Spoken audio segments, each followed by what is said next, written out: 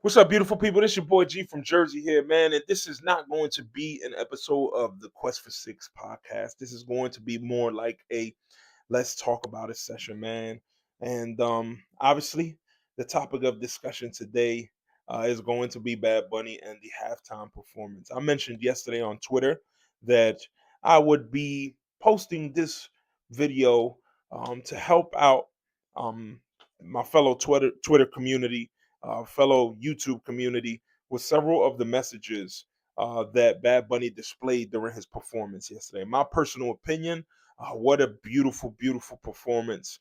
I believe, in my opinion, that the young man and his team and the NFL did an extraordinary job with the choreography, with the way that it was filmed, with the song selection.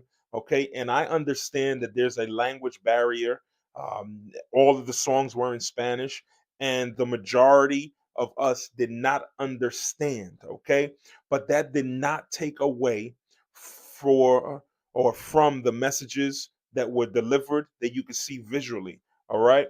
And as far as the lyrics, we can always look up the lyrics of the songs. Okay. We can always ask questions. But there's been a lot of harsh criticism about, oh, we don't understand what it was saying. It was such a garbage show, the garbage performance. Guys, come on, cut it out, man. Cut it out. All right. When the Macarena came out in 94, 95, everybody was singing and doing the Macarena. And you had no idea what the Macarena meant. Okay.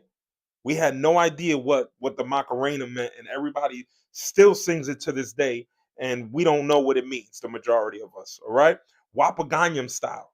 That came out a few years ago, took the world by storm, and everybody's making TikTok videos, trying to sing the song, mimic the dance moves, okay? And nobody understands the lyrics or what the lyrics means, but there was no issue then, all right? The majority of songs that come out in hip hop, all right, there's some of us that don't understand what those bars mean, but we sing about it anyway. We sing the lyrics anyway. You don't know what the stuff means. There's codes in the music, but you sing the songs anyway. You don't critique that. You just want to do it, and you do it. But here we have Bad Bunny, a U.S. citizen, by the way, because Puerto Rico is a U.S. territory. If you're born in Puerto Rico, you are a U.S. citizen. You don't have to file paperwork for U.S. citizenship. For a U.S. passport, you're born a U.S. citizen. Puerto Rico right now has over 35,000 active military members from the island of Puerto Rico. Okay? 52% of the people that live in Puerto Rico right now have an immediate family member that's in the military right now. That's either a father, a mother, a son, a daughter, an aunt, or an uncle. 52% of the people living on the island right now in Puerto Rico have an active duty military member. That should mean something to all of us.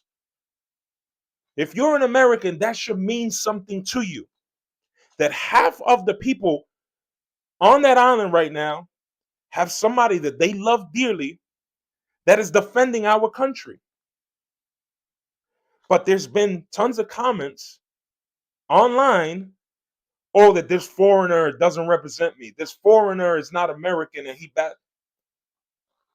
Google is easy, folks.